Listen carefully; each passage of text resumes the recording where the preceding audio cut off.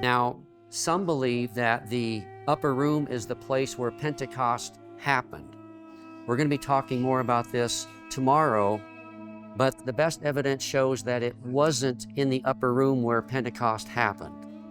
I don't want to disappoint you, just want to be biblical, and I'll tell you a little bit of the reasons why. But let's read what it says here. In Acts 2, when the day of Pentecost does come, it says, when the day of Pentecost arrived, they were all together in one place.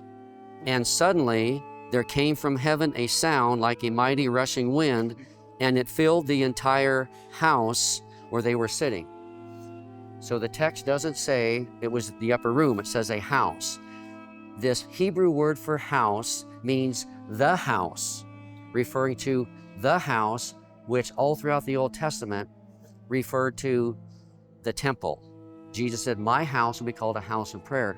Also, the Hebrew word for house here is a structure, a covering. It's not talking about a necessary room. It's a covered, like a pavilion area. And on top of the Temple Mount, where we'll be tomorrow, at the southern end of that was a large covered pavilion. And we'll be seeing where that would have been. So once again, it doesn't say that it was the upper room. Also, when this fire came down and Peter preached, how many got saved? 3,000 got saved and were baptized.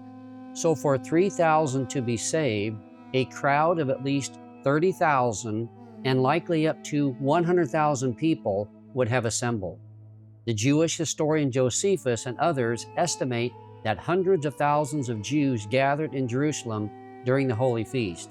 Additionally, it says in Acts 2:6 that there was a multitude that came together. This large multitude could not fit in or around the upper room. The upper room could only accommodate about 150 people. The massive crowd that gathered and the 3,000 baptized could not have fit here or in the area around it.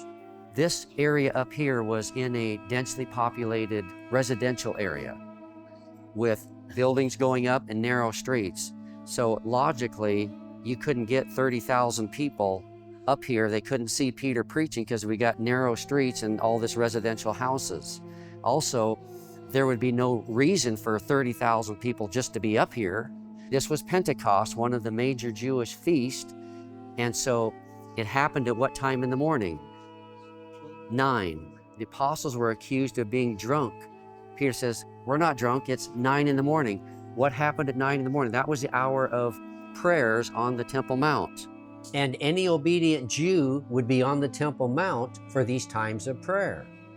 That's where the Jews would be gathered. That's where the crowd is. It's Pentecost. They're just not going to be up here. It's very unlikely. Also, then we know that they were 3,000 were saved, then they were baptized right away. Where's all the baptismals? Where's all the mikvahs? Not up here. They are down around the temple, and at the southern stairs, there's 50 mikvahs down there. There was the Bethesda pools, there was the pool of Israel, there was just massive amount of water where they could get baptized. Up here, there's nothing. The southern part of the Temple Mount would have been the natural place for Pentecost to occur, as it was the center of public activities in Jerusalem. It had major accesses going up to it on the southern end of the Temple Mount. The Temple Mount and Royal Stoa area could easily have handled the large crowd of 30 to 100,000 gathered at Pentecost. The Temple Mount platform was the only place in Jerusalem that could have accommodated a multitude of 30,000 to 100,000 people. It was the size of 35 professional football fields, big enough to handle over 150,000 people. Therefore, we believe the Temple Mount platform is the best candidate for where Pentecost happened, and most specifically around the southern part of it by the Royal Stoa.